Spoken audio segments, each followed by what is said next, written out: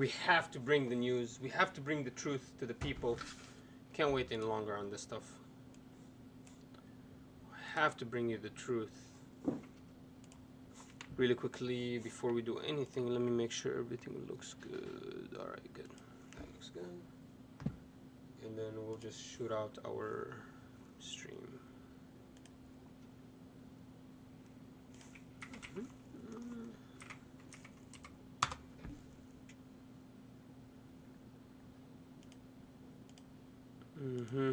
How's everyone today? We're gonna be streaming cool stuff today.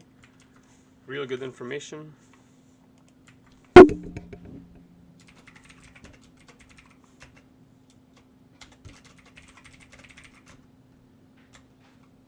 Stream is live. Today we are talking about China warmongering from left news media. My breaking points. Dutch farmers explained. Alright, and then we'll do Twitch right here, and then we'll do YouTube. Then I just gotta go get the stream really quickly, make sure it looks good. I might have to update the thumbnail. Let me update the thumbnail. YouTube. What's up? Alright, let me update the thumbnail. That's something I forgot to do before. Edit the video. This one I think I'm just gonna do a generic thumbnail. We're just gonna do the regular generic thumbnail. With me. Support me.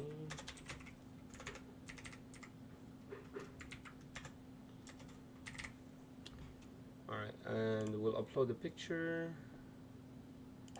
Should be in downloads. Exposing the... Yep, this one. Just a generic picture. Cool, today we're going to talk about the Dutch farmers, guys. We're going to expose a lot of truths today. They're coming for us. What's happening in the Dutch farmers is going to happen to us. What do you think? What do you think? They're coming for you. Ooh, already we got a tweet. Got a retweet already. Sweet, nice. Alright, how's everyone? Let me check this.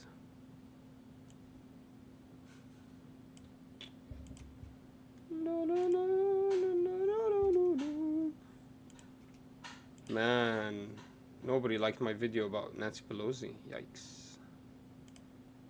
My Nancy Pelosi's video was destroyed. Absolutely destroyed. That's crazy.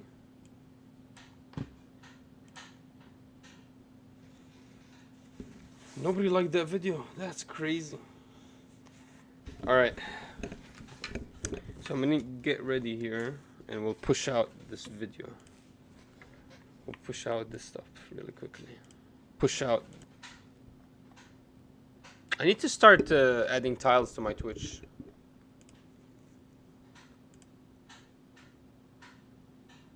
I need to add things to my Twitch. Okay, let me go to my Twitter profile. And yikes, we can't even find that. No switch. Alright, and stream. Finally, one last thing, and I think we should be ready. I've done it all.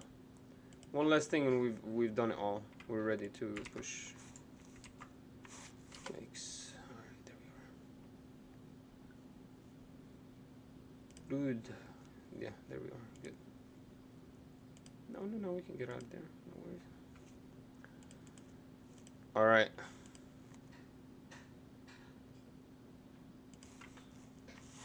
Today was a good day for me. I woke up late as hell. I woke up really late.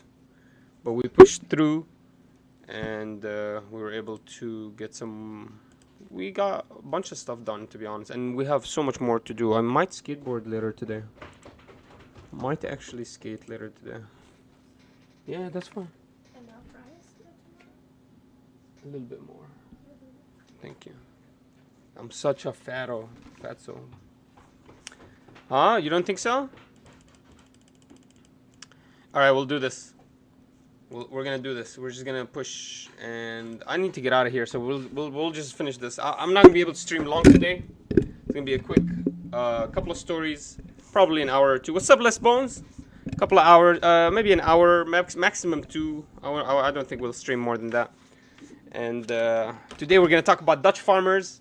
Some of you guys might have forgot what happened with them, and we'll get some updates on what's happening, as well as clear views of actual Dutch farmers. Some amazing stuff happened. And Jordan Peterson, out of everybody, actually posted a video about those farmers.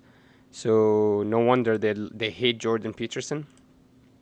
I don't know if you guys knew this, but Glenn Greenwald interviewed Les Bones. Glenn Greenwald interviewed Alex Jones. We might check that. We might have time to check that.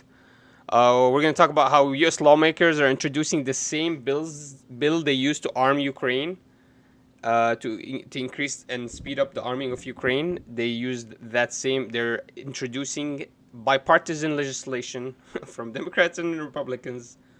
They're going to introduce a bill, has the same name as the Ukrainian Lend Lease bill, and we're going to bring you guys a little bit of information about what Lend Lease is. And finally, to end everything, we are going to expose the breaking points. We're going to expose breaking points imperialism. They love... It was on Rockfin? No, it was on Rockfin and Rumble. Yeah, we will look at it a little bit if we have time. It'll be at the last of the agenda. But yeah, man, we're going to expose breaking points. That's the biggest part of the whole thing. So the Dutch farmers, how do I want to bring this? I want to just bring some information and a small warning. So let's just do this. I'm gonna go ahead and warn you guys. The Dutch farmers protest, which all of you have heard of. If you don't know what happened on June 10th, and we have it right here, June 10th, introduction by the Dutch government, a large environmental plan. So the Dutch government introduced a large environmental plan around June 10th. And man, why do I never have everything set up, man? Why do I have to take an hour and a half to just set up? Okay, how do I make this look nicer? Let me make it bigger. And then there we go. And then we should be able, well, maybe that. All right, we'll do that. All right, so if you don't know, you're about to learn about the Dutch farmer protests. So the Dutch farmers have been protesting since June. This came at the introduction of, on June 10th, and it was introduced by the Dutch government, a large environmental plan. They were reduced that it would actually reduce the country's livestock population by at least 30% by 2030. But you have to understand, it's doing that after the Dutch government did a bunch of reforms and regulations on the farmlands and the farming industry in general. So this is not the first legislation they passed to try to reduce these emissions. This is one of the last ones they passed. That means imagine the work they've already been working on, and now on top of all that work they've been working on to reduce emissions, now they have to hit net zero emissions by 2030. And so it's actually... The average is there's going to be a reduction of livestock by 30%, but for some farmers, they're actually closer to the wildlife, closer to the areas that are supposed to be protected. They might actually reduce that number of their cattle by much more than 30%, up to 95%. So this is going to force early retirement and a lot of issues for Dutch farmers. Also, you have to think about it. There are agriculture high schools in the Netherlands, because it has 60% of its land all farms. So there's actual high schools, so people go into school when they're young, and their future is going to be in agriculture. Now these people that are in these schools, they're going to have to figure out another path for the future, because there might not be any sustainability for in their field of farming. So the plan followed the 2019 ruling from the country's top administrative court that the Netherlands was violating European nature conservation directives. Dairy cows are particularly targeted by these measures as they produce polluting emissions from manure and artificial fertilizers. So they were violating huge nature conservative directives. So this is not the first piece of legislation they passed. They've been working on this for a while. The Netherlands is one of the largest emitters of greenhouse gases in Europe. Also, they are one of the largest producers of food in Europe. Due to an intensive animal agriculture, it is the second largest agriculture exporter in the world after US. The goal of Dutch Prime Minister Mark Rutte's government, who actually sits on the World Economic Forum. I kid you guys not. Mark Rutte sits on the board of the World Economic Forum. I believe he's on the board. I know he's active with them. I'm not sure exactly if he's on the board. I do believe that is the case, though. The government's goal is to reduce ammonia pollution as well as nitrogen emission by between 40% and 95%, depending on the area. Imagine that. They have to reduce 95% of the nitrogen emissions. Imagine that's your area. This is your farm. You're going to have to reduce 95% of your nitrogen emissions. How the fuck are you going to do that? You literally are going to have to go out of business. So this is a way to kick people out of business. I want to show you guys the reaction to this kind of legislation being passed. Actually, even Trump had an opinion on this, so we're gonna go ahead and listen to this. This is actually based as hell. But the climate crisis hoax is even risking famine and starvation. As we speak, farmers in the Netherlands, of all places, are courageously opposing the climate tyranny of the Dutch government. Can you believe this? It is climate tyranny when you're telling me I have to reduce net emissions by 95% and no other business, no other industry in my area is going to have to do that kind of drastic change. And you're not giving me another alternative, or you're not going to provide me any actual help besides $1 billion of investment, but it's not going to be enough for every single Dutch farmer, right? And I'm going to have to divest from my farm. So this is absolute climate tyranny. Which wants to dramatically cut Dutch farm production despite growing food shortage. They're saying you can't farm your land. We're not going to give you fertilizer. You have to get rid of the cattle. You know why, right? You know why? I won't tell you because they'll say, I said something, isn't that terrible? They want to get rid of the cattle because what it does to the globe. Half of your cattle they want out. You'll be next. You'll be next. Woke as based as hell, dude. This guy is hitting it on the head. You will be next. They're taking your cattle right now, but you will be next. Look at this. This is the farmers. They're creating fires on highways. I think they use rubber, like rubber tires to create this fire. And they're not letting go of this issue. More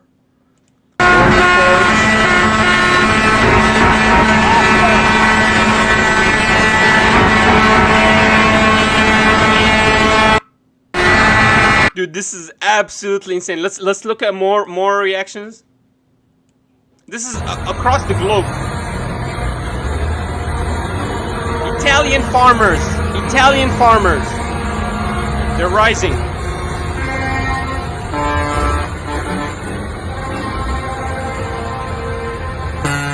You guys, just like Donald Trump just told us, every one of these guys, every one of these farmers can recognize that they are going to come after them. I'll tell you why. They're going to come after them. Because the piece of legislation that was passed was calling for net zero emissions by 2030 or 2050. Guess who else is calling for net zero emissions by 2050? Guess who else is calling for net zero emissions by 2050? I'm not joking, guys. Look at this.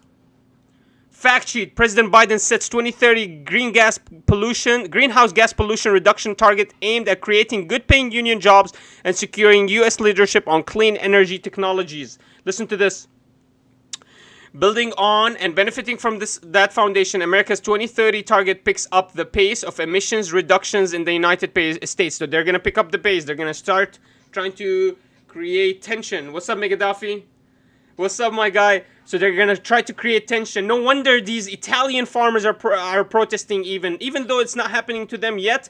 They can recognize it's gonna happen, and it's gonna come to the U.S. That's what Trump was trying to say. They're coming for your land. Watch this. Compared to historical levels, while supporting President Biden's existing goals to create a carbon pollution-free power sector by 2035, a net zero emissions economy by no later than 2050. That's terrifying. Those words are terrifying. Net zero emission economy is absolute. That's exactly what happened to the Dutch farmers in Netherlands. What's up, Roland?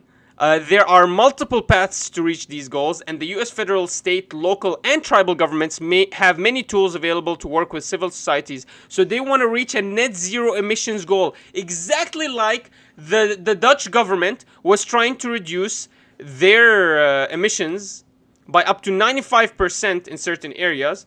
One of the goals was, and they used that word freely, net zero emissions. Net zero emissions. So it's very clear. This will be coming to us very clear. No wonder everyone is rising. Even people from Italy, tons of manure in Netherlands for Mark Rutte. Look at this, guys. Man, did this.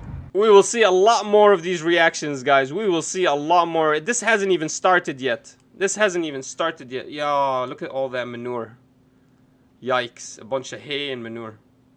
We haven't even started yet, guys.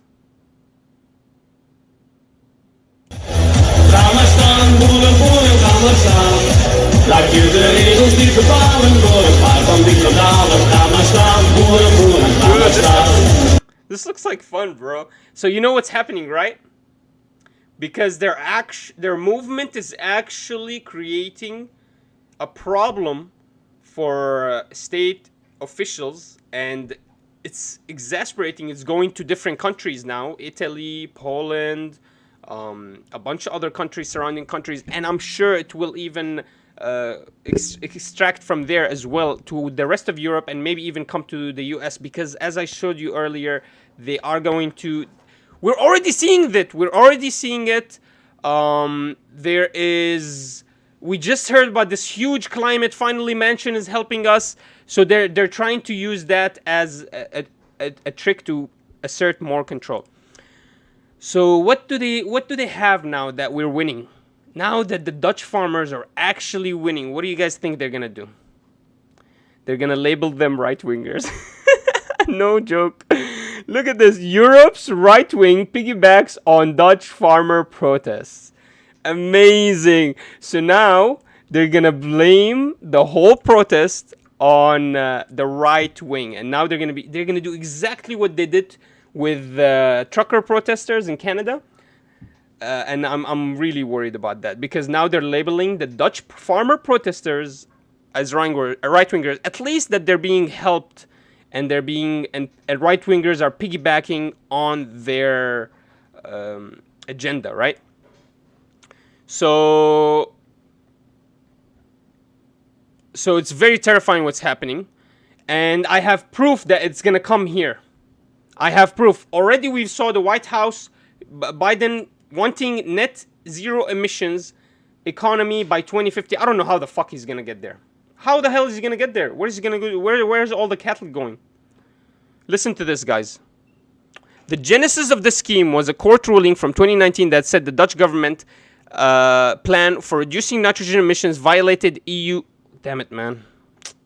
Here we are, sorry. The genesis of the scheme... Okay. Violated EU laws protecting its Natura 2000 network of supposedly vulnerable and endangered plants and animal habitats. Basically, a bunch of EU-governed wildlife preserves. These sites span the EU, covering 18% of the bloc's land area and 8% of its marine territory. So the Natura 2000 network is a network that spans all over Europe, and some of it is in the Netherlands, and so they're using that as the basis to why we should reduce our carbon emissions, because we have the Natura 2000 network, a bunch of wildlife we need to be protecting, so we have to hit net zero even faster than any other country. That's why they're trying to exasperate this. To protect these wildlife reserves, Dutch farmers are being told they must submit to their government's ruinous emission plan. But the Natura 2000 preserves are only part of the story. European leaders such as Rutte, who is working with the World Economic Forum. I'm kidding you not. Our environmental ideology, our environmental ideologues who want to transform global food production and eliminate private land ownership. And he sees an opportunity in this country, in this court order, to reshape agriculture and land use in the Netherlands. Indeed, Rutte, a walking embodiment of the Davos man, if there ever was one, is a big proponent of the United Nations Agenda 2030 and its Sustainable Development Goals, which aims to squeeze, is a big proponent, that means he's pushing it, which aims to squeeze farmers and ranchers around the world. Around the world. It hasn't even started yet. The Dutch farmers are just the beginning. We have to be with them. We have to help them because this is coming to us. To reduce emissions. And they use the quote because that's what they're going to say. We already saw the word emissions in the net zero emission economy plan that... Yikes, net zero economy, emissions economy plan. This is terrifying. That word is terrifying. Net zero with emissions next to it is, be careful of that. Be careful of that. So the policies that flow from these goals, such as drastically reducing the use of fertilizer, contributed to the recent economic collapse of Sri Lanka, which triggered mass protests that toppled Sri Lanka's government, ousted its president earlier this month. That's true. They had just got out of... I think they had just got into organic farming and it just absolutely destroyed their economy. Besides other issues, they were already owing a lot of money to the IMF. Ended up, now they can't even eat anymore in Sri Lanka. Last year, Rutte spoke to the World Economic Forum, see he speaks there, about transforming food systems and land use. At Davos Agenda Week, announcing that the Netherlands would host something called the Global Coordinating Secretariat of the World Economic Food Innovations Hubs, whose job would be to connect all other food innovation hubs. In Davos speak, that means agriculture production and the supply of food will be centrally controlled by intragovernmental bodies and stakeholders consisting mainly of world's largest corporations, food corporations, and international NGOs. So basically what this is saying is agriculture is about to be centralized. All the innovations in agriculture, all the seeding, all these things that are necessary for agriculture, they're going to be centralized and they're going to be controlled by big corporations and NGOs. And this is going to be worldwide. So they're going to privatize basically all farmland. Private farms and independent farmers will be a thing of the land. I guess they're going to nationalize, well, big corporations. Private farmers as in they're not a big corporation, right? Will be a thing of the past, supplanted by global bodies making decisions about how much and what kinds of food are produced. The private sector and the independent farmers will have no place in the future that the UN and the WEF are planning. So the private sector, but isn't huge food corporations, isn't that the private sector? I guess when food corporations get so big, they become what? What's going to happen? I don't get it. So you're going to nationalize the farmland that you're taking away, and then you're going to, what, you're just going to give the authority for these big food productions to take control of these lands? I'm not understanding this. So the private sector should still have a place. It's just not every company in that private sector. Maybe it's just the big ones. Dutch farmers understand this. They know Rutte and his ministers want above all to eradicate their farms and the way of life, but they're not going down without a fight. So finally, guys, let's finish this. Here's my point, that this is coming to the U.S., all of which bring us back to the U.S. This week, news broke that congressional Democrats had finally reached a deal on the largest piece of climate legislation in American history. If you heard about it, this is the Manchin deal, if you guys heard about it. Sir Bi's deal would be most ambitious. The Manchin deal, I can't even get it. I hate New York Times. But yeah, the Manchin deal. Let me see, maybe I can get there. Surprise. I can't get it. Anyways, the bill is a tax and spend cornucopia of some 369 billion for wind, solar, geothermal, battery, and other industries over the next decade, along with generous subsidies for electric vehicles and incentives to keep nuclear plants open and capture emissions from industrial plants. After pretending to oppose Senate Majority Leader Chuck Schumer's climate legislation, I love this article, dude. West Virginia Senator Joe Manchin relented this week, so he let go. He finally approved of a certain climate change, clearing the way for the bill to proceed. Senate Democrats say the bill will allow the U.S. to cut greenhouse emissions by 40% below 2005 levels. By 40% below 2005 levels by 2030. So, okay, matching. So they're gonna reduce. The bill is gonna reduce 40% of the greenhouse emissions of the 2005 level by 2030, matching up nicely with the UN's Agenda 2030. UN's Agenda 2030. 2030 is gonna be a big year, guys. Understand that the Senate bill isn't the end; it's the beginning. Climate activists and ideologues are working at the highest levels to transform not just the global food supply, but the nature of private property and property rights, all in the name of saving the planet. What Rutte and his government are doing to Dutch farmers, Schumer and Biden are planning to do to American farmers and American industries. So pay attention to the roadside fires and blocked highways and mass civic unrest in places like the Netherlands and Sri Lanka. America's next. So this is a warning that America's next. And just a reminder, if you guys didn't know, Bill Gates already owns is the largest farmland owner in the United States. So it's not going to be a big deal for them to come and get your farmland. It's already happening. He's buying them on the daily. And so don't worry, brothers. Yeah, you can try your best, but they're coming for you. I have a couple of videos here, reactions. Jordan Peterson just let the cat out of the bag. Full truth. Let's just watch a little bit of this, guys. Well, every farmer all around the... This is from Jordan Peterson's channel. I'm kidding you not. It's amazing. No wonder these lefties like the Vanguard's attacking Jordan Peterson and calling him a right-winger. Look, he's posting... He literally just did a small intro and then posted... And the whole video was just this guy talking. ...world, and also every citizen knows that cutting back the herd isn't the cause of any problems. Cutting back the earth. I think what he means is cutting back the emission or helping the earth is not the reason why these people are doing what they're doing. You know, we are producing food. 2/3 of agricultural land on the planet can only be grown by grass, and you need cows like this for making grass into meat or into milk or whatever you want. Whatever problem with emissions, with pollution on the world you are asking about, whether it's not chemical, but farming is probably a part of the problem, but most of it all, it's part of the solution.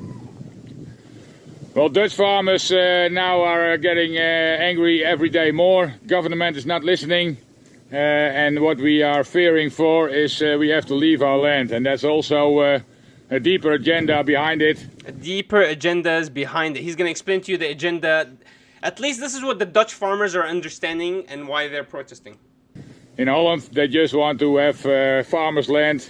62% of the area in Holland is... What's up, DKGF? Listen to this. ...farmed by farmers.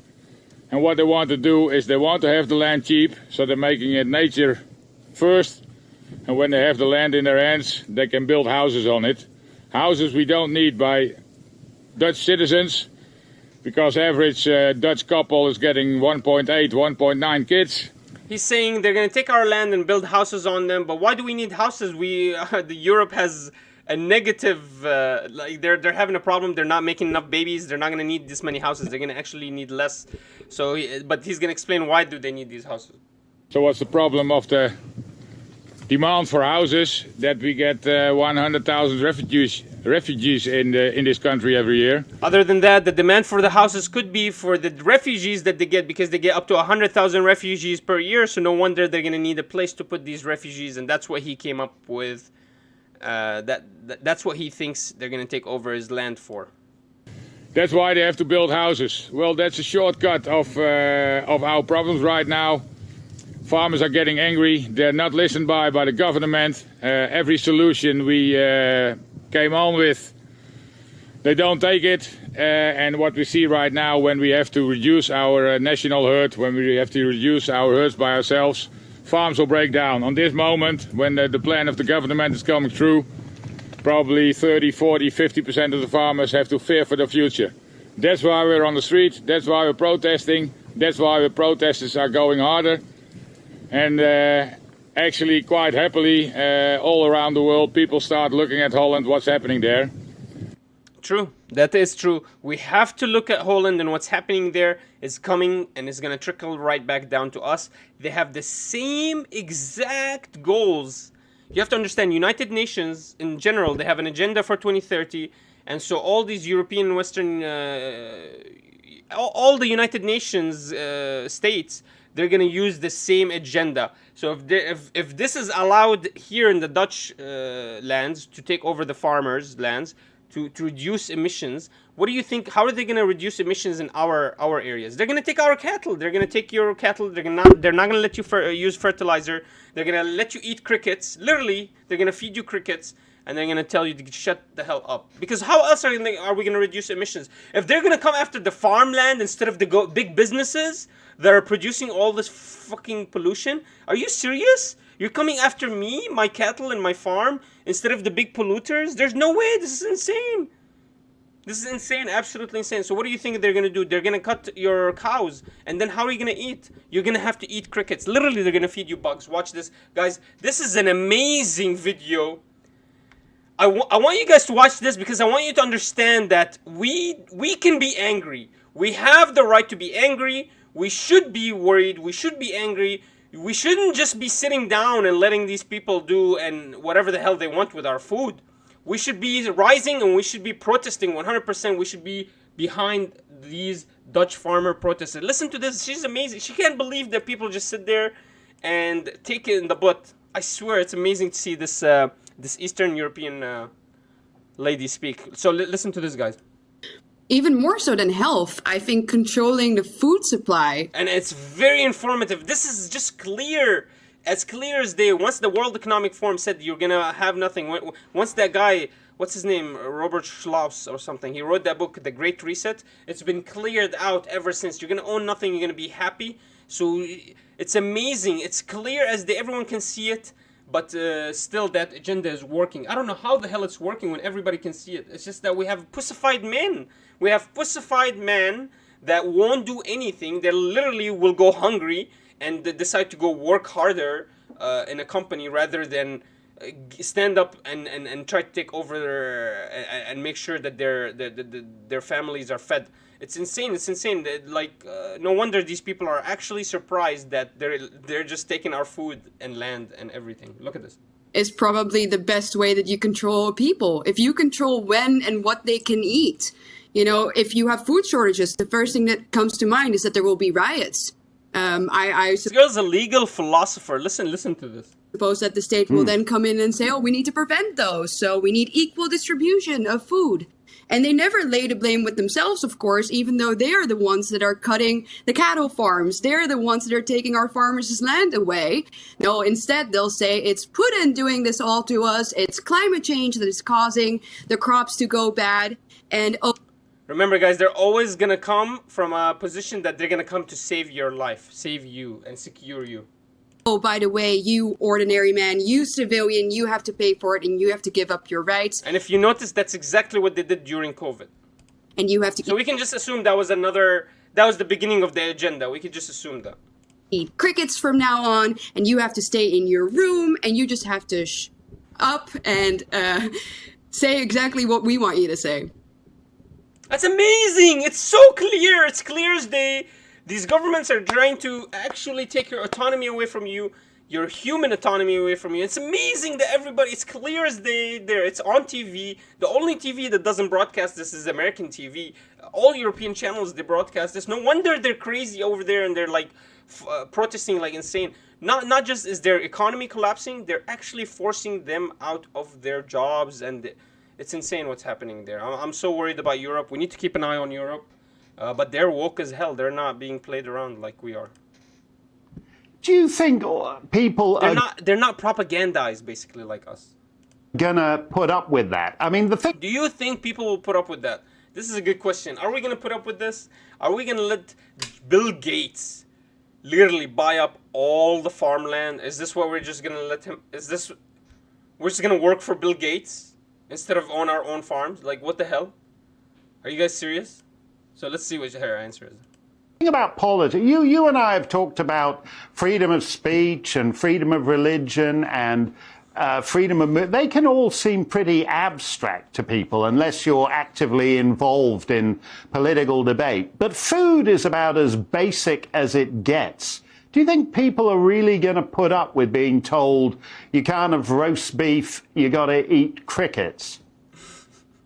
Well, I would say that wars have been started for less, but then again, I don't have a lot of confidence in the ordinary person. As you said, they all gave up their rights in a second when they heard a nice pretext for it during COVID. Well, there, of course, are thinkable, nice pretexts for all of the rights that we're now losing, including if you would lose your foods. Isn't this amazing? She said, I don't trust the regular, ordinary person. You gave up your life and you gave up your rights immediately after they told you, oh, something, they scared you a little bit with COVID. So she's, wow, they're so based. We are so propagandized there. The ordinary person doesn't talk like her. Well, but she's not ordinary person. She's a legal philosopher. But I bet you that's how it is. That's basically how everyone thinks in Europe right now. They're 100% anti-government, I bet you. If they say it's absolutely necessary for the climate, like what they do now with the farmers, you see that a lot of people, for some reason, just seem to accept that and believe it. But I guess even in Europe, people are complacent. They're just gonna let their government take over, and so we have to protect these Dutch farmers. We cannot let them label our Dutch farmers right-wingers. We cannot let them bring Nazi flags and we just give up on them.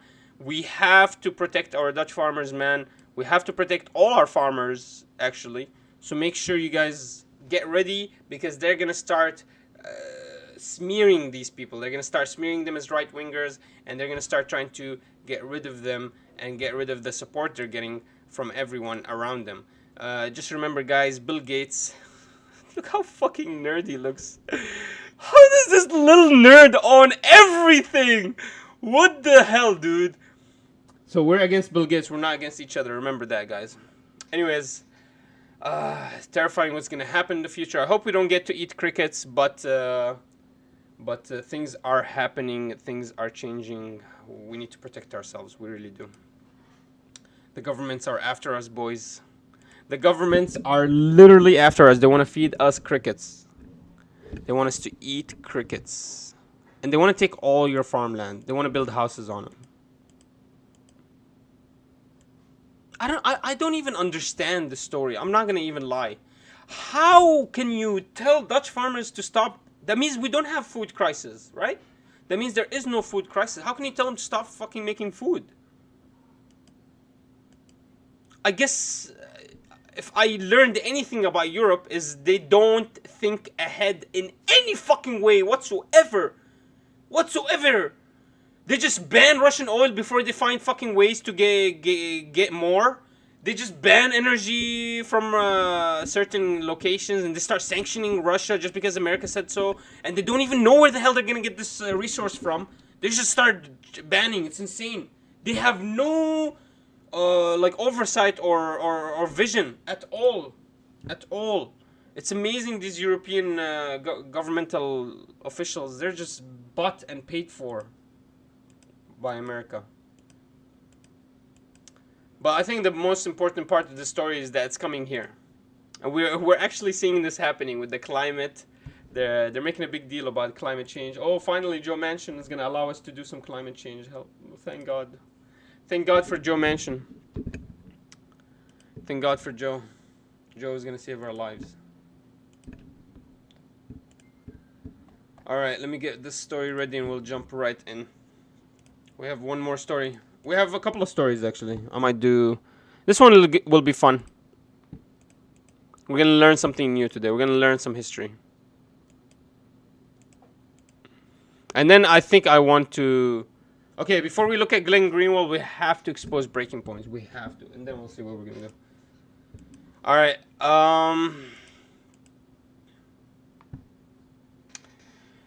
So you guys know about this. Nancy Pelosi already went to Taiwan, or I don't know. She hasn't went, but she started her trip, her Asian trip, and it doesn't say that she's gonna be in Taiwan. Maybe they were successful in pushing her away and stopping her from coming to Taiwan and increasing the separatism problem that China's having with Taipei. But we know that there was a lot of tension between the U.S. and China. Xi Jinping even called Biden, told him, "Hey, brother, you're playing with fire and you will perish by it. If Pelosi tests us, you will perish by it." So there was a lot of tension between the U.S. and China, and look where it's leading up to. It's absolutely amazing how wars start like that.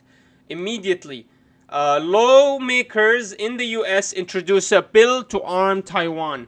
It's the Lend Lease Act, which mirrors legislation signed by President Biden to supply Ukraine with weapons. So fantastic. So if you guys were worried that Taiwan will turn to another Ukraine, well, I think you should be really freaking worried, because that actually might be what's going to happen here soon. Looks like they are using the Lend Lease Act, which is a piece of legislation that was passed a long time ago by Theodore Roosevelt, I think. And here, I'll give you guys a little bit of a history lesson on the Lend Lease Act and what does it do. Basically, the countries, even if they're broke, they don't have to pay for the weapons. You lend them the weapons. Whatever they break, they pay. Whatever they don't break, they send it back. So it's a great deal for American companies that make weaponry. They can actually sell weapons even if the country is no weapons. They can get rid of their weapons and hope to God that they just break or they get destroyed. And then they can make more weapons. So this is obviously a great, amazing deal for American defense companies. But besides that, I think everyone loses with the Lend Lease Act. So listen to this. Roosevelt wanted to help, but most Americans were against involvement in any war. It would take all of FDR's political genius to get Churchill what England needed to survive. We cannot and we will not tell them that they must surrender merely because of present inability to pay for the weapons which we know they must have. When you use the Lend Lease Act, you're assuming the other country is at full war. You don't use the Lend Lease Act. As you can see here, Theodore Roosevelt said, we will not allow them to surrender just because they don't have money to pay for the weapons. That means they're actively in a war, in a conflict.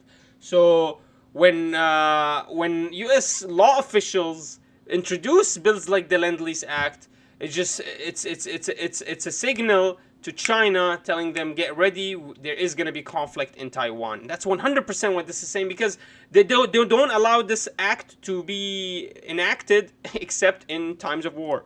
Congress had prohibited Roosevelt from sending weapons unless England paid in cash, and England was bankrupt. The president would have to outmaneuver the lawmakers. I do not recommend that we make them a loan of dollars with which to pay for these weapons. Roosevelt proposed a daring plan with an innocuous name, Lend Lease. Lend Lease was a way to give the British planes, tanks, guns, artillery, ammunition, without them really paying for it. And reporters at a press conference asked him, what does this mean? What does Lend Lease mean? Roosevelt explained that we would lend England the weapons, and when the war was over, England would return them. It was like lending a neighbor a garden hose to put out a fire, he said. It's like lending your neighbor a garden hose to put out a fire. And so That's what's happening right now. It's the only time U.S. officials have bipartisan support is when they're fucking supplying weapons to another country. Let's read this out. A group of Democrats and Republicans have introduced a bill that would authorize the Biden administration to create a new military aid program for Taiwan. Great. That's fantastic. Modeled after the 1940s Lend Lease Act that allowed the U.S. to arm allied powers during World War II, the bill resembles legislation recently passed to boost weapons supplies to Ukraine. So I gave you a small history about the Lend Lease Act, when they enacted, and we've seen the Lend Lease Act happening when they kind of hyper pushed all that money into Ukraine's face quickly. All the $54 billion, we saw that Lend Lease Act in action. That's how they were able to do that, by using and passing the Lend Lease Act for Ukraine. Introduced by Representative Michelle Steele, which is a Republican in California, and Jimmy Panetta, a Democrat in California in the House, and Senator Marsha Blackburn, Republican in Tennessee in the Senate. That's the wow. So the House and the Senate have already have support for this bill immediately. So, but for your Medicare for all, when Sabi Sabs asks Rokana Sar about the forced to vote, why wasn't there any more? Why wasn't forced to vote, held out more by the politician? It was a great opportunity for us to get Medicare for all. We were in the middle of a pandemic. Why didn't more politicians help and pressure our and do anything during forced to vote? You know what he said, Rokana? He said, "Oh well, I passed it through the House, but Manchin stopped it in the Senate. We passed Medicare for all in the House, but Manchin stopped it." So already the Manchin, I don't think he's going to be able to stop this. Looks like there's bipartisan support. The Taiwan Democracy Defense Lend Lease Act would authorize the president to lend or lease weapons and military equipment to Taiwan, which Taipei would pay for over a 12-year period. So not only are they going to give them weapons so they can go destroy another country, no, at the same time, these weapons are not paid for. That means you owe us money. That means you're going to come back, and we're going to come back as the big mafia we are. We're going to come back and get our money. And if you don't have it by that time, you're going to get screwed. It's insane. The bill's name and wording closely follow that of the Ukraine Democracy Defense Lend Lease Act, which was signed into law by President Joe Biden in May after passing Congress with almost no resistance. So the Ukrainian Democracy Defense Lend Lease Act was passed with no resistance. Manchin didn't even say nothing. Manchin didn't say nothing. Manchin didn't try to stop it. Manchin stopped Medicare for all from passing after it was passed in the House. He was able to stop that legislation from passing in the Senate. But he will not stop this legislation from passing. That's for sure. He's going to for sure, no resistance. He's going to for sure arm Ukrainians. You see, when there's always money for weapons, but there's never money for Medicare for all. Taiwan's our greatest partner in the Indo-Pacific region, and their continued sovereignty is essential to challenging the new axis of evil. That's great. So I think the new axis of evil is what? Russia, China, and Iran? I don't know. America's official position on Taiwan, however, is ambiguous. Since the 1970s, Washington has recognized but not endorsed China's sovereignty over Taiwan, a policy designed to discourage both a Chinese invasion and a formal declaration of independence by Taipei. The U.S. does provide military aid to Taiwan, but the passing of this act would lift any limits, as the Ukrainian bill did for the aid to Kiev. The original Lend Lease Act passed in 1941 allowed the U.S. to provide arms to Britain. Okay, so we saw the history on that. Great. So they're already arming arming Taiwan. This is before Nancy Pelosi. At least they're thinking about it. This is before Nancy Pelosi even landed anywhere in Asia, and we already know that the Lend Lease Act is a terrifying act. We've seen it happen in Ukraine, and Ukraine has been absolutely just trembled down to nothingness. So now we can almost 100% get ready for a war in Taiwan, a proxy war almost identical to the Ukrainian war, where U.S. provide weaponry, provide military aid, try to keep the conflict going as long as possible using they even are using the same fucking legislation they used in Ukraine. And it has bipartisan support. So what do you think? They're going to be able to stop it? No one is going to be able to stop it. Manchin is not going to even be able to stop it. So get ready, boys. 100% there might be a war in Taiwan. 100% there might be a war in Taiwan. Okay, I can't say 100% and then say might be. 100% there will be a war in Taiwan over a proxy war in Taiwan. China is going to be trying to take over control of Taiwan, and America is just going to keep supplying military weapons. The only problem is, I think this time they're not going to have their European allies supplying weapons as well. So it might be a short-lived endeavor in Taiwan, other than in Ukraine. Because I know the whole of EU was supportive of Ukraine. Now it's just US, I think. Although the EU would do anything that the US wants them to do. So, but yeah, just to get prepared, there might be... It looks like there will be war with Taiwan coming up. The same legislation. They're using the same exact legislation, guys. It's the same fucking name. It's absolutely terrifying. Malik Al-Khara, what's up? Yo, what's this nerd? There might be a war in Serbia, Kosovo. I've seen those reports, yeah. Kosovo. NATO forces already arrived. Russian forces coming. Yikes. So the only good thing about this is the EU is literally about to go bankrupt. So they should not be able to fund this war any longer. But I don't know. There's somehow they're just gonna start printing random money. I don't know. The US is always there printing money. I don't know how. Man, this is terrifying, man. I cannot believe they're passing legislation to arm Taiwan. Like, what the fuck, dude? Are you kidding me, dude? How was your leg day? Today was not leg. Today was back. So what happened was I actually took a day off after the charm hole thing. I didn't work out. So yesterday was chest. Today was back. It's all right. Honestly, man, I'm top notch right now. Top notch. The highest weight I've ever lifted. Feeling strong, feeling good. I'm ready for the war. I'm ready. Take me. Give me the AK-47. Throw it in my hand. Throw it. I've held one before.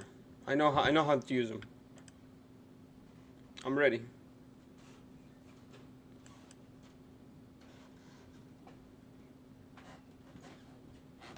Really? Keto is helping you lift more than you've ever done before?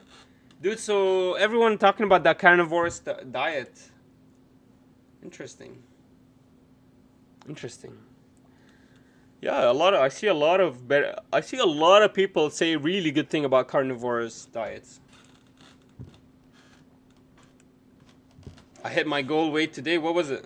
Where, in what? In chest? Make a Daffy. Oh man. I'm terrified about what the future is gonna hold. Guys, this is actually, the next story is so disgusting. It's actually a video from Breaking Points. I don't know if you guys watched it. Holy shit, it's absolutely disgusting. We're just gonna react to the whole fucking thing. I'm not gonna even stop it. Oh my god. You won't even believe this next video. Malik Khara, you ready for this? You ready, Mecca? Let's watch this. Yikes, I don't even want to play this. I have to like mentally prepare myself, man. Ugh. So I think the problem is US exceptionalism still lives on, especially with Americans, right? With white Americans, especially. I believe that 100%, especially with white Americans. So US exceptionalism still lives on, and we're gonna fucking have a taste of it. Ugh, it's gonna be disgusting. It tastes like shit. But I'm gonna have to give you guys a taste because this is the fake lefty media, guys. This is the people you watch. This is how you guys found me. Was we watched the same people together, and then we were like, what the fuck? Are they lying to us? And yes, they are. They're fucking lying to you. It's a psyop. They want to take over your brains. They don't want you to think by yourself, and they want to fucking take over your whole mentality. It's absolutely amazing. Okay. So what happened was, in Breaking Points, you guys know about this. We've talked about this. China has huge tensions with the US.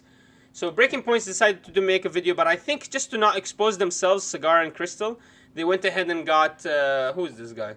This guy is Josh Rogan. I'm not joking, that's his name, Josh Rogan with an I instead of a A. And then the other guy is, the guy interviewing him is Marshall Kosloff. So the black guy is Marshall, and the white guy is Josh Rogan. And Josh Rogan is one of the most disgusting people I've ever heard of. I've ever heard in my life. I mean, watch how he starts describing his U.S. exceptionalism, even though he doesn't use those words exactly, right? Yeah, they did keep Crystal and Cigar in the title, absolutely. So watch this, guys. Ugh, I don't even want to play this, but I have to. Fuck. Joined by the Washington Post's Josh Rogan, who is making his return. Let's speed it up a little bit. To Breaking Points to discuss Speaker Pelosi's upcoming trip to Taiwan. Well, I said upcoming, but who knows if it's actually going to happen or not. We'll get into that here. Let's just start with the obvious. Why is Speaker Pelosi's prospective trip to Taiwan so controversial? Okay, so he doesn't ask him why is Pelosi going to Taiwan? What does Pelosi want from Taiwan? Why is she even going to Asia? What's the plan behind her trip? He doesn't want to explain any of the trip and the nuance behind the trip. He wants to go straight in the case. And the question was very important. You guys have to understand. Why is the trip controversial? Well, it's controversial because what the fuck is Nancy Pelosi going to do in Taiwan? Why is she in Taiwan? What is she going to do besides... because they just passed the CHIPS Act, I don't know, she's going to try to make some kind of shady dealings. And China is very clear about this. They're not messing around. They've seen how every time John McCain shows up in Syria, or John McCain shows up here, or when a U.S. Senator Lindsey Graham talks to the Ukrainians, you see war over there. So of course they're not gonna trust no fucking U.S. politician to come to their country. When Lindsey Graham went down to Ukraine a couple of years later, now there's a fucking war there. And when they went to Syria, now there's a war there. When John McCain went to Syria, now there's a war there. Every place, Sudan, every place U.S. politicians go covertly. Creates a lot of abundance of issues and starts creating a lot of tension between civilians and their government. So just like in Syria, US officials came, immediately started tensions between civilians and their government, and then almost a civil war started, and then now we're clear that it was a CIA-fronted civil war. So that's exactly what's going to happen here. And so it's not really controversial. You just have to not send your freaking fake U.S. politicians that are trying to start wars, and we'll be fine. Like, that's all. There's nothing controversial about this, but watch this answer. It's going to be absolutely horrendous. Well, it shouldn't be controversial. The basic point that she's making is that the Chinese Communist Party shouldn't be able to tell... No. So he started off good. It shouldn't be controversial. That's true. The U.S. just should not even go to Taiwan, right? But no, he goes the other way. Yikes. He says the Chinese Communist Party shouldn't dictate to U.S. officials what to do. Are you fucking kidding me, bro? Are you fucking kidding me? Officially, in the U.S. since 1970, we had a one China policy. That means we do official trades and relations with China and Beijing, and we do everything we do with Taipei and Taiwan is unofficial. That means we recognize that Taiwan belongs to Taipei and Taiwan belong to China. We recognize this. Now, I don't know where this propaganda is coming from, but they're gonna just delete the history from 1970 up to now. Absolutely delete the history, and they're gonna show you disgusting U.S. exceptionalism. I'm disgusted by it. What's up, Waba? Communist Party shouldn't be able to tell Americans when and where they can go places. Seems like a pretty basic point. There's no... The Chinese Communist Party should not tell Americans where and when they should go places. Really? That's a basic point? Really? Really? Why? Why can they not tell them to not come to their land? What the fuck? Who the fuck are these U.S. officials? Why the fuck are they abstained from these rules? But China, they have rules. Okay, China cannot talk to U.S. officials and tell them not to come. But U.S. officials can tell China, don't even get close and we will destroy you and we'll do this to you. What? How can... What? Taiwan belongs to China. What do you mean China can't say anything to them? Officially, officially, the U.S. recognizes that Taiwan belongs to China. Yeah, maybe this just changed this year with your propaganda and bullshit. But what the fuck do you mean they can't exercise their right of saying, please don't come here, we don't need you here? What the fuck? They can say that. Like, how dare they? What right do they have? How dare they? Look at this guy! I'm gonna play this again. I'm telling you, I'm absolutely disgusted by this. I couldn't believe this is an interview. This is Breaking Points. This is your lefty channels, guys. This is your favorite liberal lefty channels. Disgusting. Pelosi's upcoming trip to Taiwan. Well, I said upcoming, but who knows if it's actually going to happen or not. We'll get into that here. Let's just start with the obvious. Why is Speaker Pelosi's prospective trip to Taiwan so controversial? Well, it shouldn't be controversial. The basic point that she's making is that the Chinese Communist Party shouldn't be able to tell Americans when and where they can go places. Seems like a pretty basic point. There's no, like, how dare they? What right do they have to tell Nancy Pelosi or anyone else that they can go to Taiwan whenever, or they can whenever they want, to threaten punishment in a crisis? It just shows that the Chinese Communist Party is just getting more aggressive and more reckless and more threatening and more. Nancy goes to Taiwan, and they're telling that China is the one getting aggressive. China didn't go to America. Taiwan didn't come to America. What the fuck? Yo, do you see this? It's all upside down. Absolutely upside down. What the fuck? What the fuck? Nancy Pelosi goes to China. They say China's getting aggressive on America. What? Are you kidding me? What the fuck? This is propaganda. This is mainstream Fox News propaganda being played in your favorite lefty news channel, Breaking Points, one of the biggest lefty news channels in the world right now. In the world on YouTube. One of the biggest ones. After Jimmy Dore. Look at this. Expansionist. And, that should shock a lot of people. Now, the reason it's controversial here in Washington is because the President of the United States blurted out on the tarmac that he didn't like it, and he revealed what had been going on internally between the Biden White House and the Pelosi team for several weeks, which was their long, quiet diplomacy to impress upon Nancy Pelosi that it was just too risky of a time for a host of reasons, that the intelligence showed that, this could spark a crisis. The Chinese were... Look how he talks about, it could spark a crisis. Yeah, there's some intelligence that this should tell us that there's some tensions. It's a bad time. Yeah, but who cares? China can't do this, blah, blah. What the fuck is wrong with this guy? What the fuck is wrong with him? Serious. Who the fuck is Josh Rogan? I'm really happy I've never heard of him before. But I cannot believe there's actual humans that exist on this earth with that mentality. It's disgusting. Holy shit. This guy is basically a white nationalist. Besides that, what? This is the same exact mindset that these... Aryan Brotherhood, you know what I mean? What the fuck? Absolute exceptionalism of the white class. I mean, what else? Everybody else is wrong. We are correct. You can go if you want. Oh, this for me? Taking it as an escalation, rightly or wrongly, and that the Biden administration, the military, were the ones who are going to have to deal with that. But she was just not convinced. She just didn't care. For her, this is her legacy. She's not going to be speaker much longer. She's not going to be in Congress much longer. If she wants to go to Taiwan as Speaker of the House, this is it, basically. This is her legacy. So this is how she wants to end her legacy, by starting one of the last fucking wars before the end of civilization happens. That's how she's going to end the legacy. And this is appropriate for fucking Pelosi's legacy. What an appropriate way to end Pelosi's legacy, by destroying the fucking world. This guy, to him, it's cool, yeah? So what? Nancy Pelosi, yeah? So what? U.S. officials told us it's a very tense time. We actually might start a war with another country, a nuclear power country. So what? Nancy Pelosi wants to exercise her last piece of her last legacy. It's her legacy.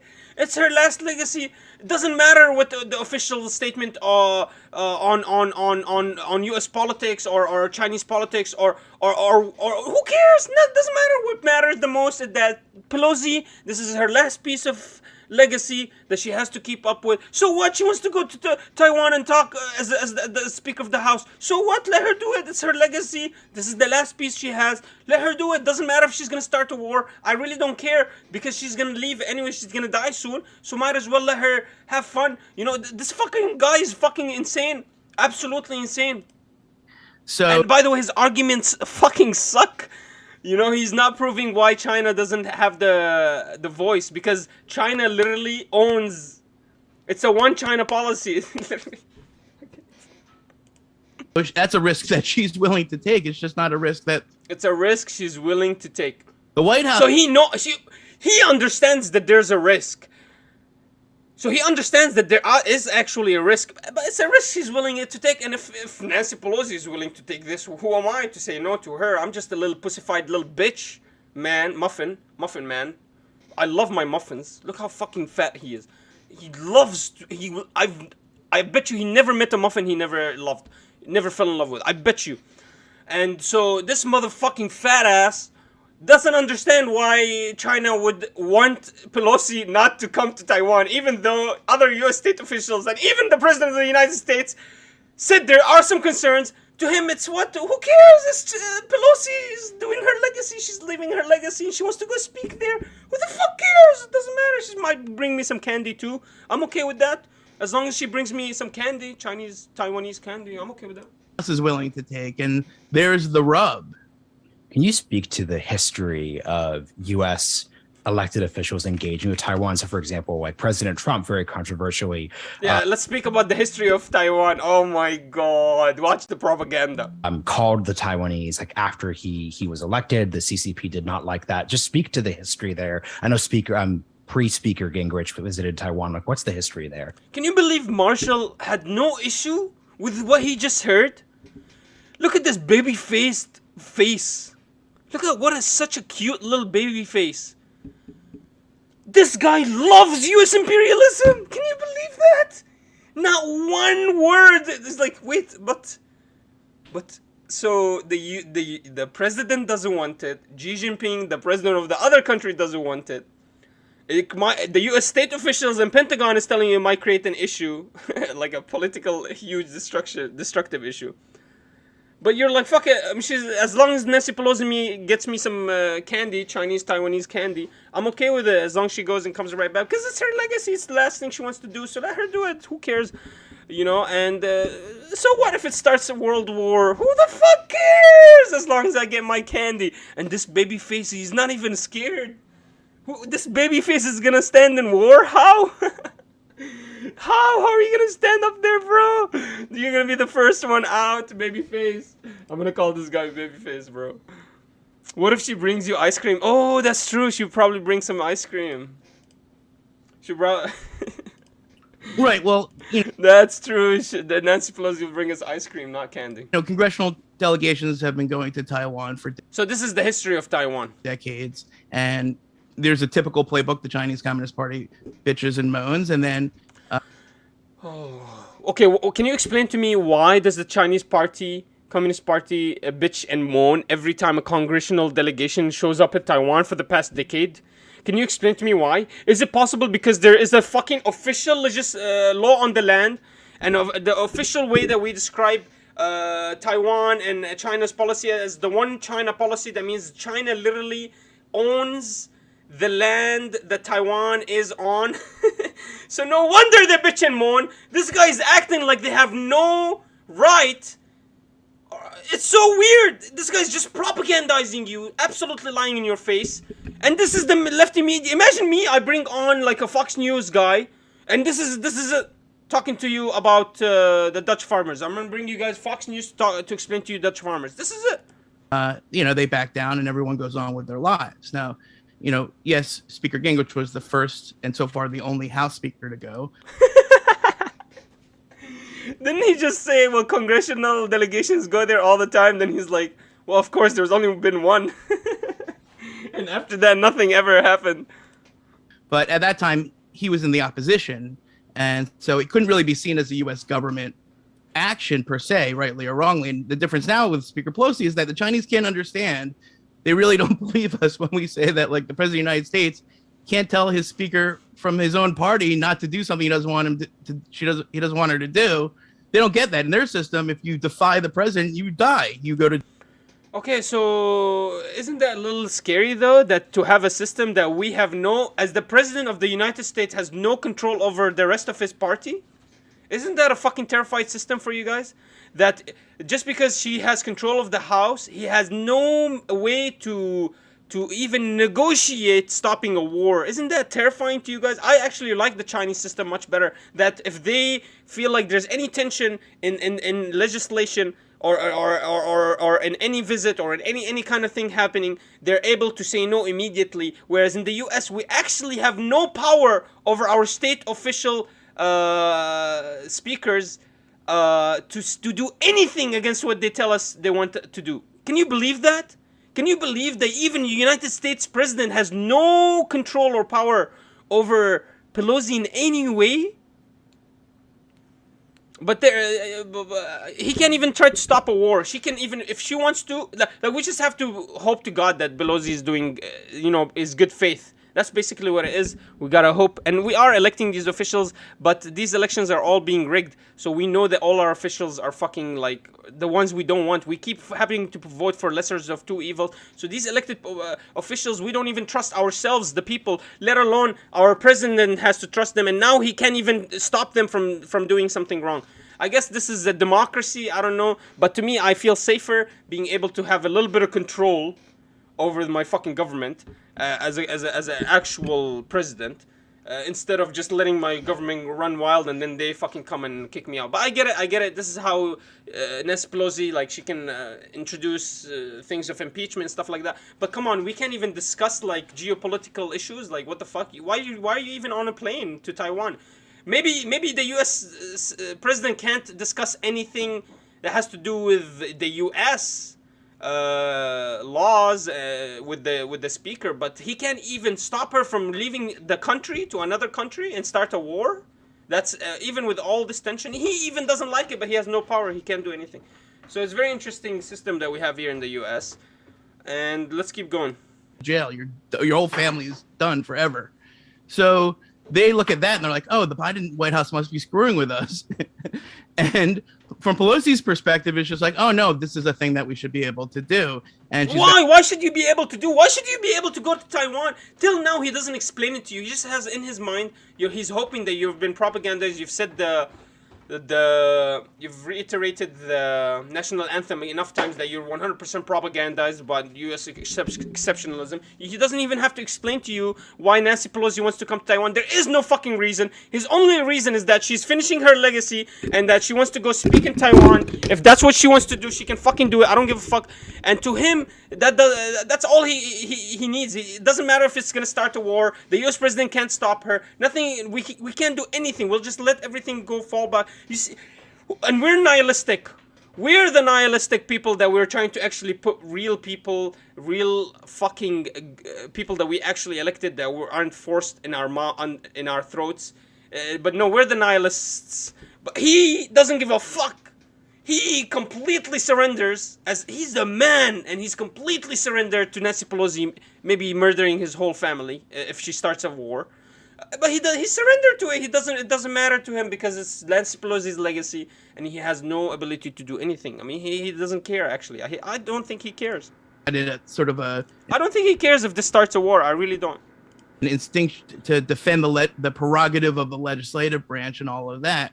But, at the end of the day, it's going to be the administration who has to deal with the crisis if the Chinese do something reckless. Because what's changed, the direct answer... The Chinese are the ones doing something reckless. Can you, by the way, I'm done with this video. I can't do any more. I'm going to finish him. I'm going to let him finish right now. And after that, I'm done. I can't do any more of this video, guys, because it's really, it's disgusting to hear this. It's absolutely disgusting to hear this. I cannot believe this. So it's U.S. is the ones doing the problems. It's not China. Ya Allah. How?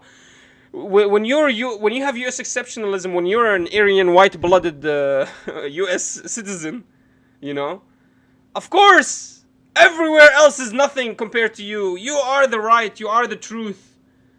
Absolutely, you are the truth. Everything else is the false lies. Absolutely disgusting. So your question is, what's different now is that the CCP is much, much worse.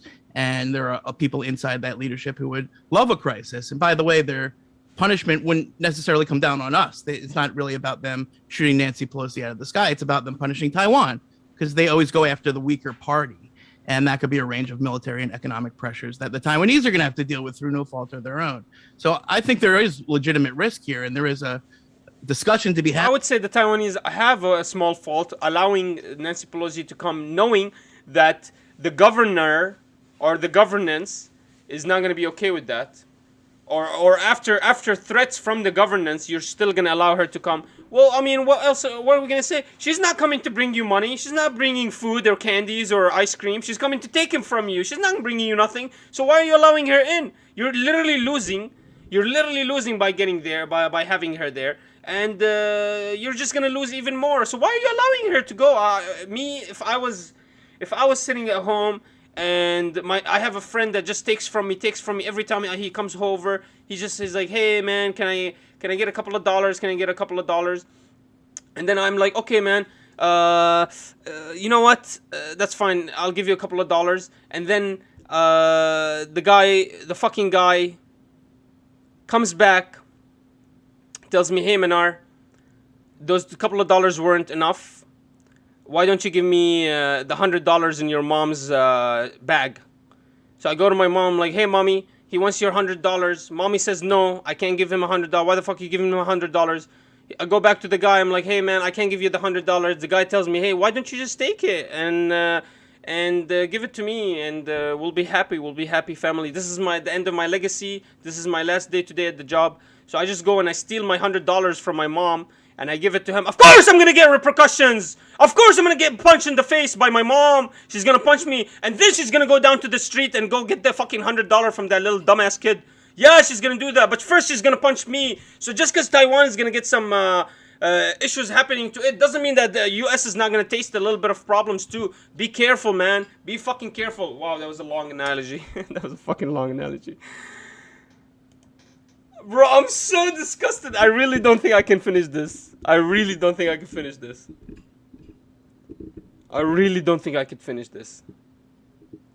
Alright, one more question. If he does one more fucking wrong thing, I'm done with this shit, dude. The segment's over already, so I don't have to finish it. I'm done with it. It's already been 20 minutes. But if this motherfucker does one more wrong, this is for the live stream. If this motherfucker pisses me off one last time, man, I'm done. Right? That's too specific, right? But come on, man. I think that's a clear analogy. Basically, my mom is on my team. China is on Taiwan's team. And the random guy is America.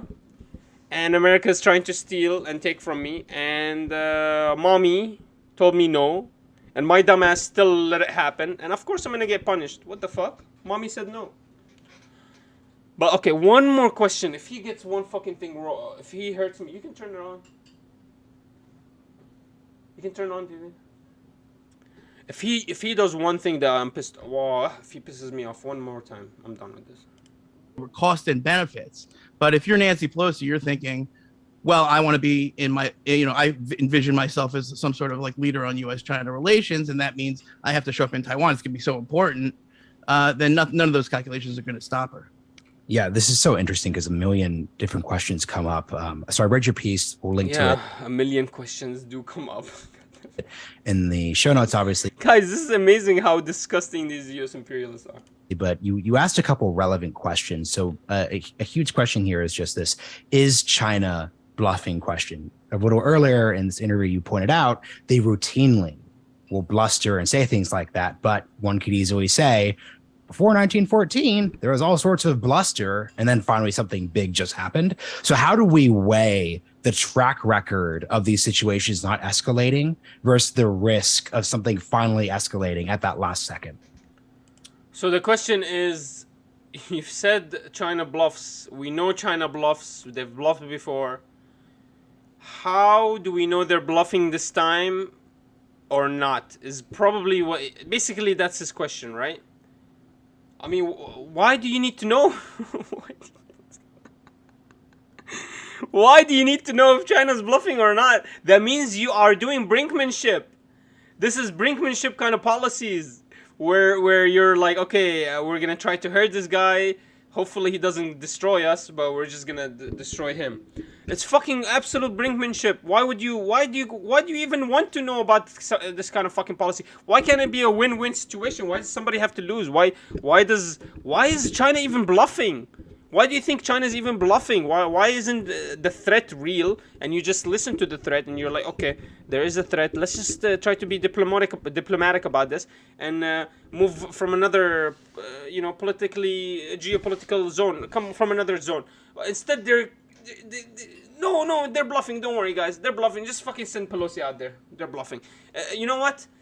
In case they're not bluffing, let's add one more ship. But they're probably bluffing. Just fucking shoot it out. What the fuck, man?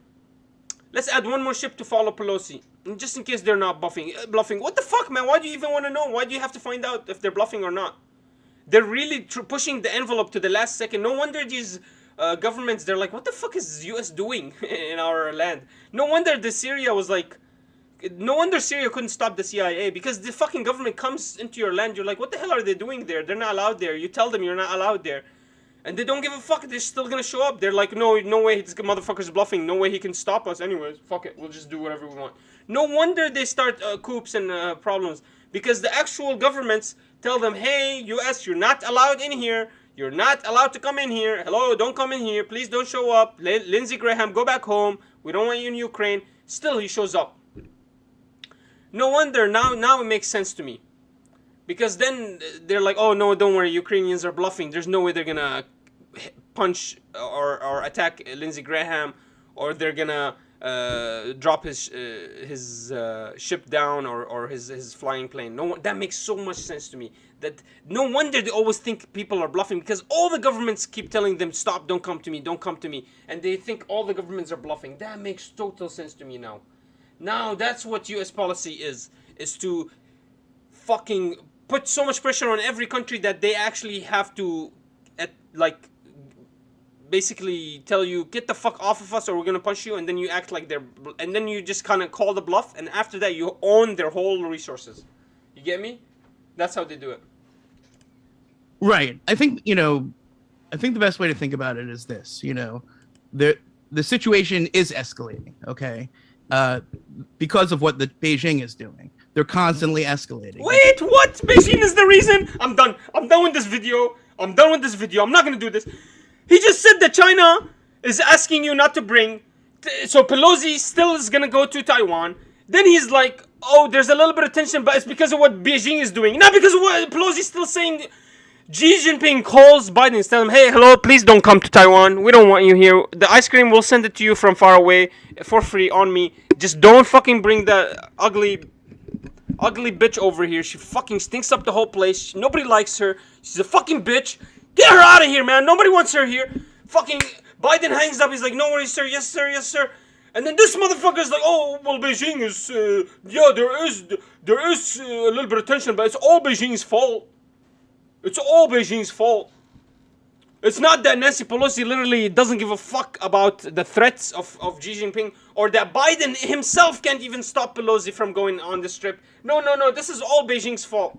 Has nothing to do with Pelosi herself literally fomenting and starting a war. This is your breaking point. This is your fucking beloved lefty channels, guys. This is your beloved lefty channels. Becoming more menacing, sending out more planes, doing more dangerous stuff. Dude, just don't send Pelosi over there. Near our stuff. Near our stuff? You see how he's pissed that they're coming near our stuff? But it's okay for Pelosi to go all the way across the land into their stuff? He doesn't see anything problem with that. Look what he just said. Look at. Finally, we caught his hypocrisy. Beijing is doing. They're constantly. If you let somebody talk enough, even me, you'll catch my hypocrisy. Escalating. They're becoming more menacing, sending out more planes, doing more dangerous stuff near our stuff. They're doing dangerous stuff near our stuff. Oh, so Taiwan is our stuff, near our stuff. Okay, nice one, Josh. Nice mask off moment. Expanding their military presence, building nuclear weapons, hundreds of nuclear weapons for what reason? Expanding their military presence. Says the guy. Says the US, who has 900 military bases plus. These are only 900 of the ones we know. There are secret military bases we don't even know about. 900 plus military bases. China only has one military base that's not in China. And he's like, oh, they're increasing their military expansionism or whatever. Doing stuff near our stuff. Our stuff, you have to understand what our stuff means. It's Taiwan. This guy, they brought him, they picked him right out of Fox News to bring him here so he can propagandize you guys. What do they need 500 new nuclear weapons for? It's crazy. Yeah, well, what the fuck does the U.S. need 4,000 nuclear heads for? Nobody ever questions that. But they're gonna question China. You see how disgusting U.S. exceptionalism is when you actually are a real progressive lefty? When you're actually anti-U.S. imperialism, you notice that. Finally, when you're actually against imperialism, that's when you fucking find all this fucking. That's when you find U.S. exceptionalism disgusting, absolutely disgusting. And you see the hypocrisy in it, where they can find every problem in China, but they can't find a single issue with them. And expanding all the time. So that's a change of the status quo. Now, their propaganda says that we're the ones that are escalating. Their propaganda says we're escalating. Our propaganda says they're escalating. Who's right? Nobody knows. Fuck it. Let's go. It's Pelosi's legacy. That we're the ones becoming more aggressive, and they're just responding to us, which is a lie. The truth is we're responding to them. How? Can you explain that to me? Pelosi hasn't clarified why she's going to Taiwan. So you don't know her actual reason for going there. So how do you know that Pelosi is responding to them?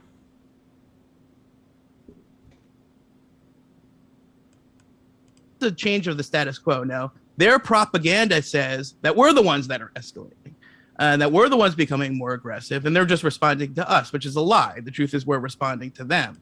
So Nancy Pelosi doesn't explain why she's going to see Taiwan. She doesn't even put it on her itinerary for the Asia trip right now. She doesn't even explain. She doesn't talk about it. This was leaked information that she was going to hit Taiwan in her Asia trip. Never ever discussed anything. But for some reason, I don't know how, Josh Rogan, just because of his true blood, true Aryan brother. Dude, I'm like, bro, I turned this guy to a white supremacist. But I'm serious, bro. With his true U.S. imperialist blood, he knows that Pelosi is responding to whatever the hell Chinese are doing. Even though it doesn't matter. He doesn't know what Pelosi is going there to Taiwan to do. He has no clue. He just knows his imperialist blood is telling him. The imperialism senses are telling him that Pelosi is responding to whatever the hell they're doing. It doesn't matter. They're not the ones responding to us. It's amazing. It's amazing. He doesn't even know. Pelosi hasn't even given a reason to why she's going to Taiwan. The United States President Biden doesn't want her to go there. But to him, she's responding to China or the Chinese policies or whatever in Taiwan. When she never even iterated why she's going there. He doesn't know why she's going there. This is how you know this is fucking, not just projection, Roland. Propaganda. Proper fucking ganda. They're liars. He has no idea why Pelosi's there. She never told him. But when something like this happens... But to him, he understands already.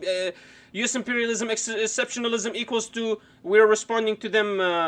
They're not the ones responding to us. They're telling propaganda that we're the ones starting this conflict. Actually, what the truth is, Nancy Pelosi is responding to them.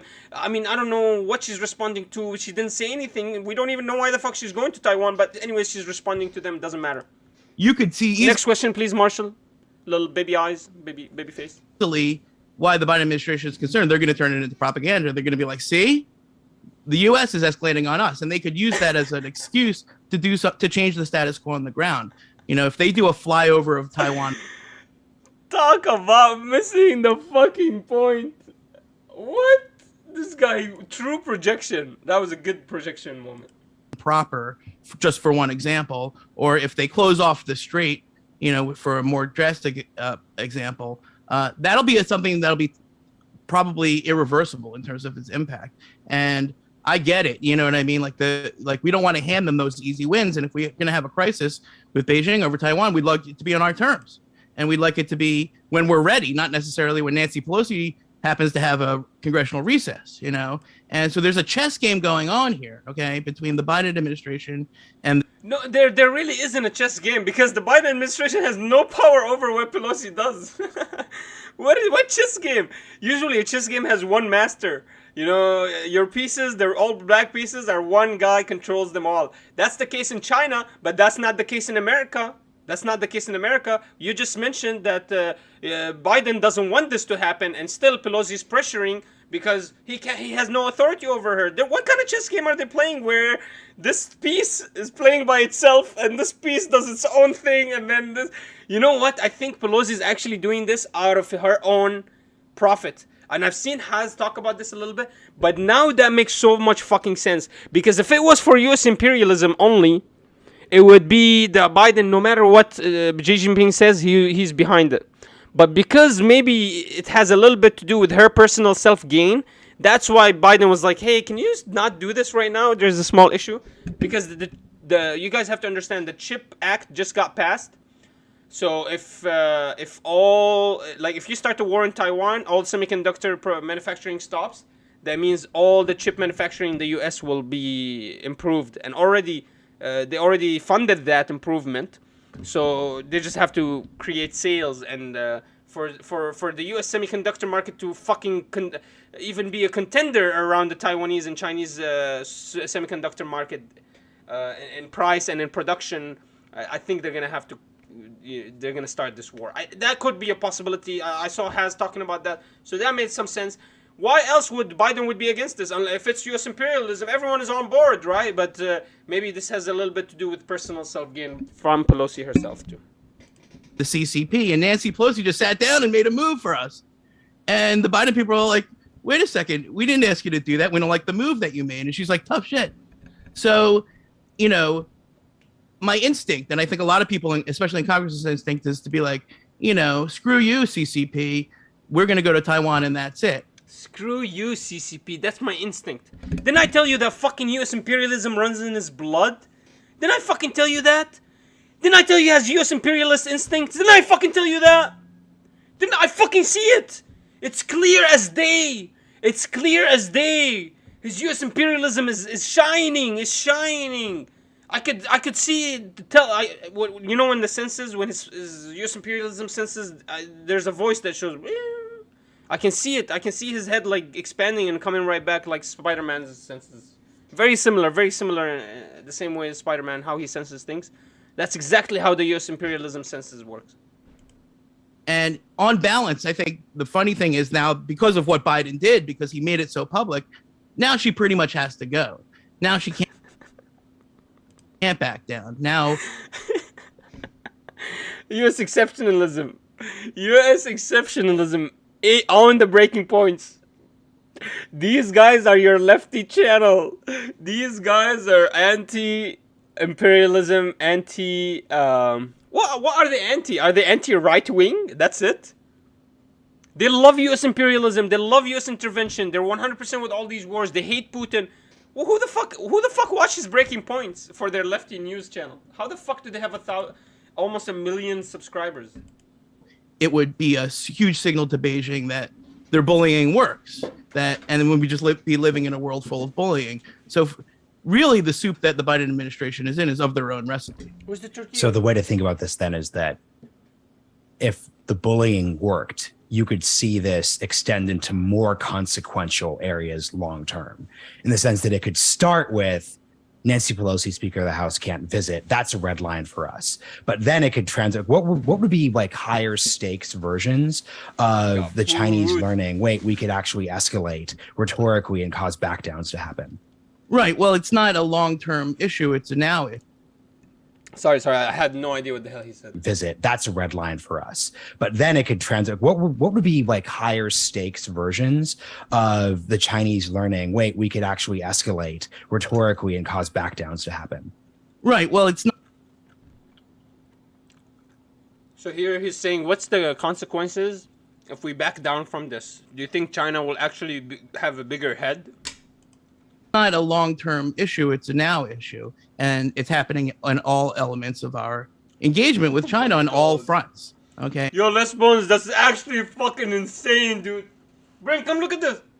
Come. Come look at this. Done. Wow, that's so fucking cool. What? Look at this. That's my picture. From my video. What? How is he doing this? I have no idea. He made me an art. That's crazy. I'm sure it's like an ad. You put it on a website or something. You look ugly too. I know I look ugly. This is a really bad picture of me, but it's alright. It looks great, man. Thank you. I do look ugly when I'm pixelated, no? Thank God I'm a human being. I'm not a computer character. Wow, that was really nice, man. That's crazy, dude.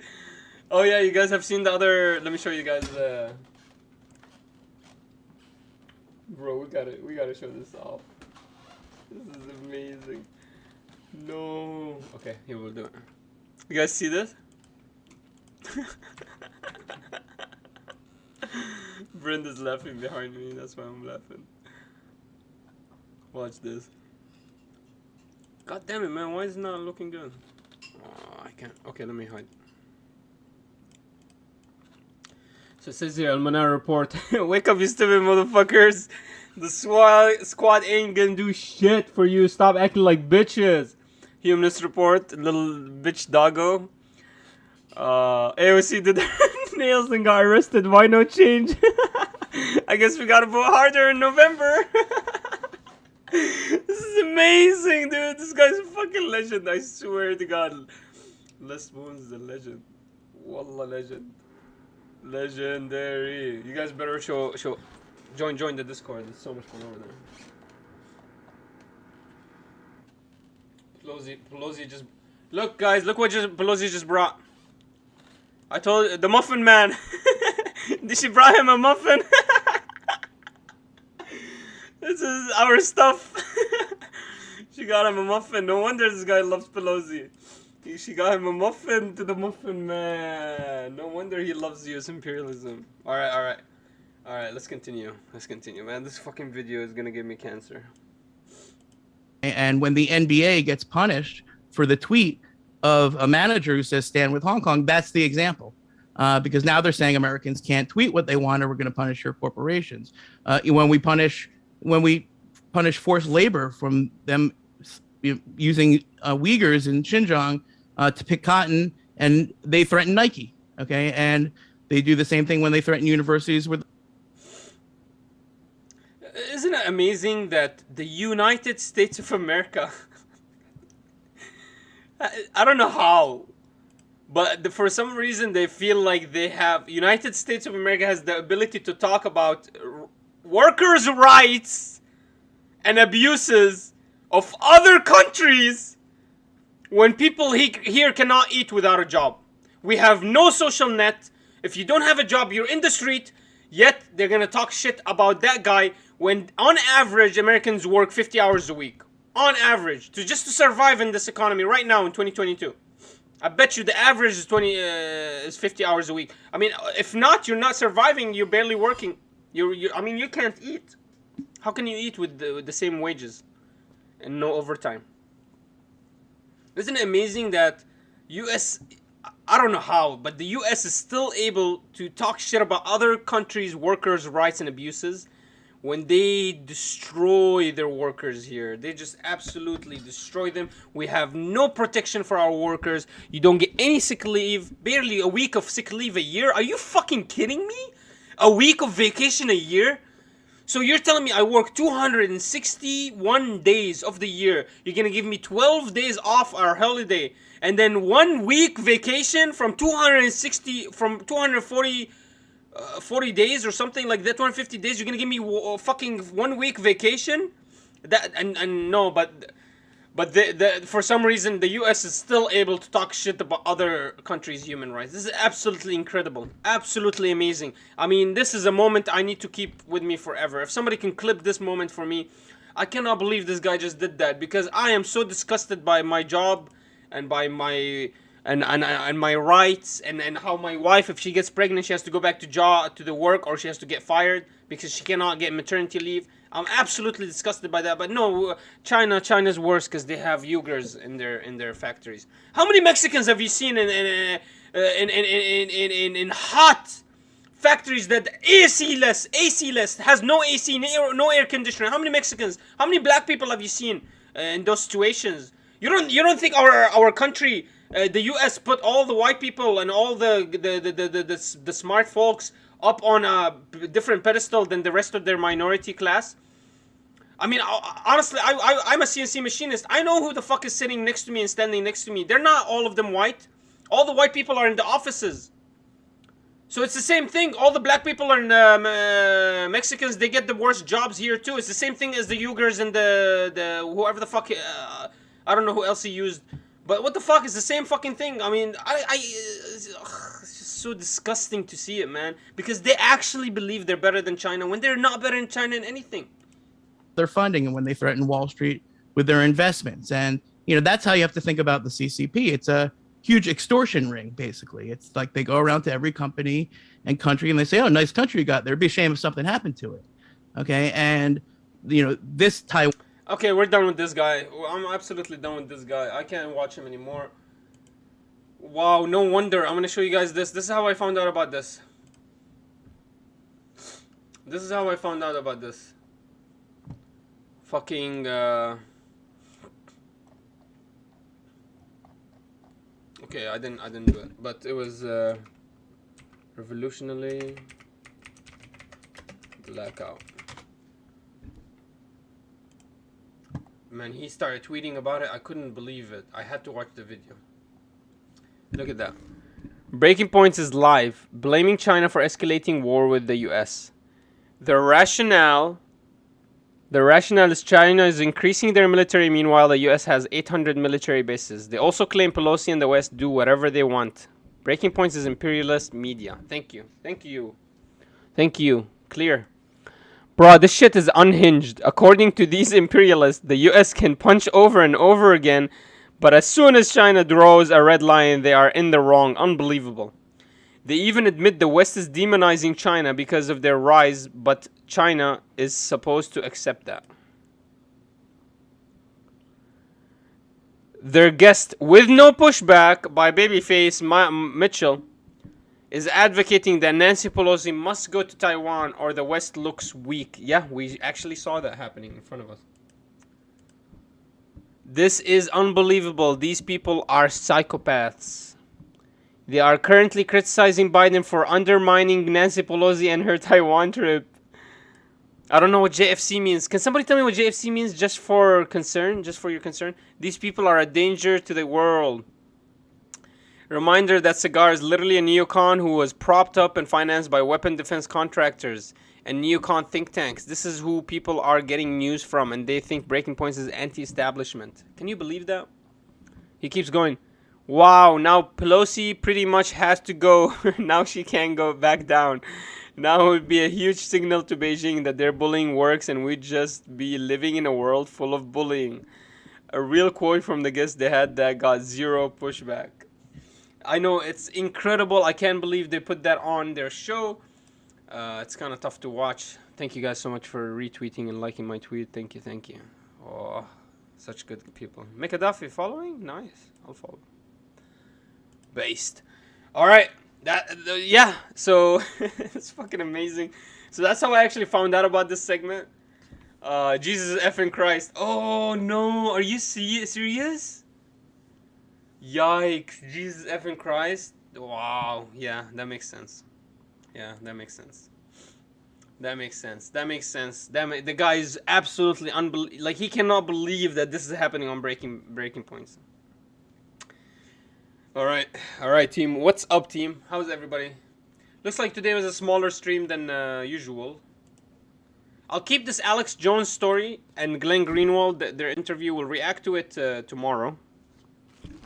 Towards the end of the show, we'll react to it. I'll get you guys a couple of stories. And what's everybody been looking at? What kind of stories are out there? So I know China actually just started getting funding. It hasn't started getting funding, but they will start getting funding soon because there's bipartisan support to pass legislation that mimic exact legislation that passed in Ukraine to support Ukraine and to give more weapons to Ukraine. So they just introduced that act in the Senate, and so that in the House, and the Senate has some support as well, and so it's almost guaranteed that we're gonna see Taiwan being supported with military, and already Taiwan is getting military aid. They're gonna get more and more unlimited. What happens is the Lend Lease Act allows it to become unlimited. So even though Taiwan's maybe economy cannot handle all these weapons coming in, they still can send them all these weapons, and then Taiwan just has to send the weapons back. Whatever she doesn't send back, they owe, and that's how the government slowly starts to take over, at least the U.S. government. It's because the RLA is streaming. Really? Sweet. Then I'll show. Let's just go see her. Let's go check her out. Let me see. 1 second. Let's see what she's streaming. Let's expose her right here. Wow, she has a lot of viewers. Oh, she's talking about the bill. Nice.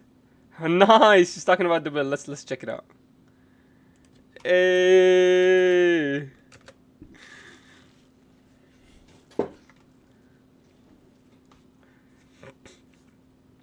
Damn, this stream is wild. Alright, alright, let's see. They're wild, bro. Everybody's there. Everyone's over there. What? Alright, we'll probably stop streaming here in a minute. Let's just see what's up here. Competitive practices by Google had he argued destroyed the possibility for innovation and competition. Imagine being a tech entrepreneur trying to build an online video platform. You absolutely do not have a shot. You don't have a chance. You have pre-installed YouTube apps on phones. You have a rigged search engine. I know about this. You have no ability to compete in this market. I heard about this one. Lawsuits like these have ability to unite people across That's the one amazing spectrum. thing I'm Stoller, really happy about this job that I'm doing, is that I stay on top of everything. Noted that the case leverages antitrust action by the government pursued under both Trump and Biden. It's also notable that this ruling came from Obama-appointed judge. Clearly, concentrations of power worry both sides. Yeah. Hey. I know a lot of people who don't like this shit. Hey, I see you rolling. I would hope that everyone doesn't like this shit, but there still are people that like this shit. I guess the people that work for them are. All right, let's just raid her. We'll raid her. You know. All right, guys, I'm gonna end the stream. You guys, Monaro man, what's up? Hey. I'm sorry, I'm reading this long thing, so I didn't see. What's up? What's up? Bum bum bum bum. Hey, amazing. Yeah. Let's support her here. I'll send you guys. I don't even know if I read this. I'm gonna read this. Watching.